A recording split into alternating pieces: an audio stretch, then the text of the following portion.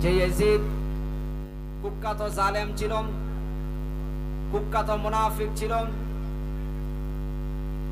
যে জোরপূর্বকভাবে ক্ষমতা গ্রহণ করেছিল, যার গায়ের মধ্যে মদের গন্ধ ছড়াইত, যার মুখ থেকে দুর্গন্ধ ছড়াইত, যার মুখ থেকে যেমন মদের দুর্গন্ধ ছড়াইত, তার মুখ থেকে তেমন মুনাফিকের গন্ধ তার মুখ থেকে ছড়াইত।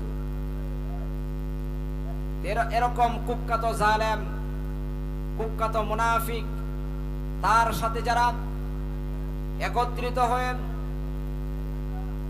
ইমাম হুসাইনকে যারা কারবালার ময়দানে শহীদ করেছেন, তারা হলো কুখ্যাত মুনাফিক। আর এদেরকে বলা হয়েছে হাদিসের ভাষায় তারা হলো মুনাফিক মুসলমান। কারণ হাদিসের মধ্যে আসছেন, আল্লাহর নবী বলছেন, ইলমু আওলাদাকুম সালাসা খিসাল, যে তোমরা তোমাদের সন্তানদেরকে তিনটি বিষয়ে শিক্ষাদান করো। তোমরা তোমাদের সন্তানদেরকে তিনটি বিষয়ে শিক্ষাদান করো। একটা হলো হুব্বাল কোরআন, কোরআনের ভালোবাসা, কোরআনের প্রেম মহব্বত তোমরা তোমাদের সন্তানদেরকে শিক্ষাদান করো। আর একটা হলো হুব্বান নবিয়্যু, আমাদের সর্বশ্রেষ্ঠ নবীর মহব্বত আর ভালোবাসা তাদেরকে শিক্ষাদান করো।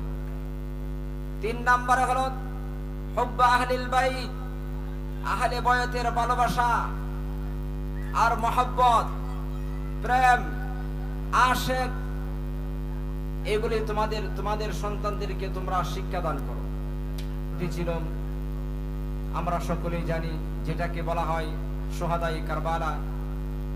ইমাম হুসাইন রাদিয়াল্লাহু তাআলা আনহুকে ইয়াজিদ বাহিনী নির্মমভাবে শহীদ করেছিল। যে ইয়াজিদ সে কুখ্যাত সন্ত্রাস ছিল,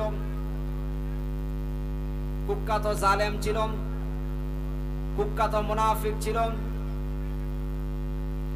যে জোরপূর্বকভাবে ক্ষমতা গ্রহণ করেছিল, যার গায়ের মধ্যে মদের গন্ধ ছড়াইত, যার মুখ থেকে দুর্গন্ধ ছড়াইত, যার মুখ থেকে যেমন মদের দুর্গন্ধ ছড়াইত, তার মুখ থেকে তেমন মুনাফিকের গন্ধ তার মুখ থেকে ছড়াইত। এরকম কুখ্যাত জালেম, কুখ্যাত মুনাফিক, তার সাথে যারা একত্রিত হয়ে ইমাম হুসাইনকে যারা কারবালার ময়দানে শহীদ করেছেন, তারা হলো কুখ্যাত মুনাফিক। আর এদেরকে বলা হয়েছে হাদিসের ভাষায় তারা হলো মুনাফিক মুসলমান। মুসলমান আবার মুনাফিক হতে পারে না,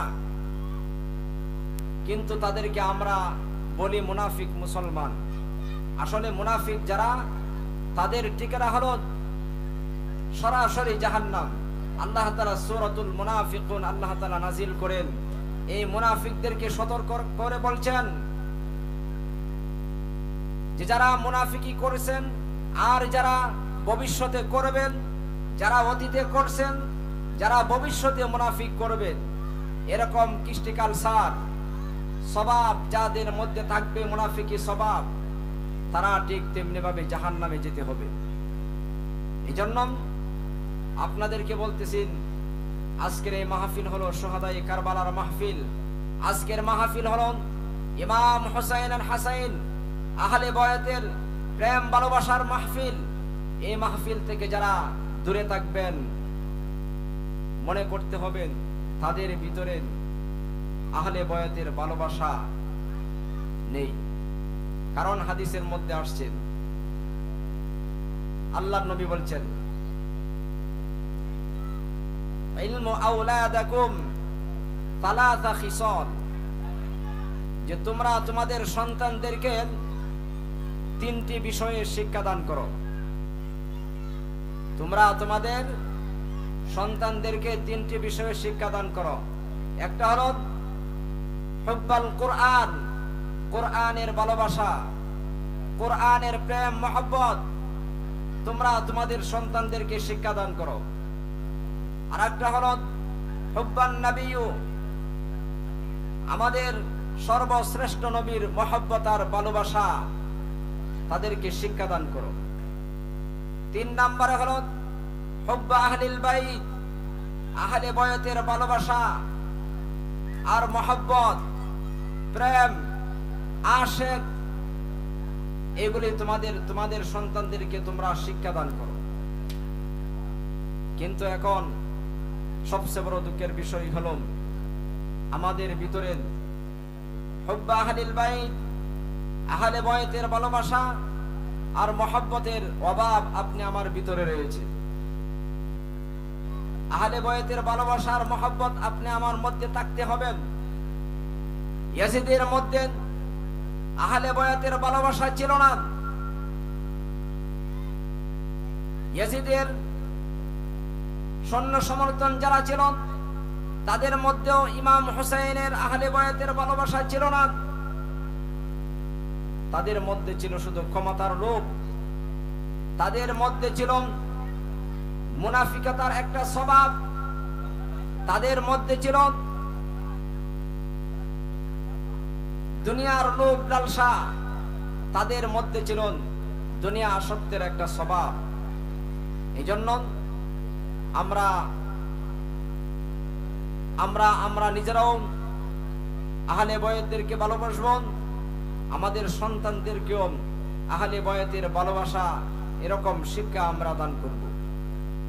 এই জন্য আপনাদেরকে আমি লক্ষ্য করে বলতেছি, আমরা আহলে বয়তের ভালোবাসা অন্তরের মধ্যে নিয়ে আজকের এই মাহফিলকে আমরা সাফল্য করি। আজকের এই মাহফিলকে আমরা পুরনো একটি মাহফিল হিসাবে আমরা সংগঠিত করি। আজকের এই মাহফিলকে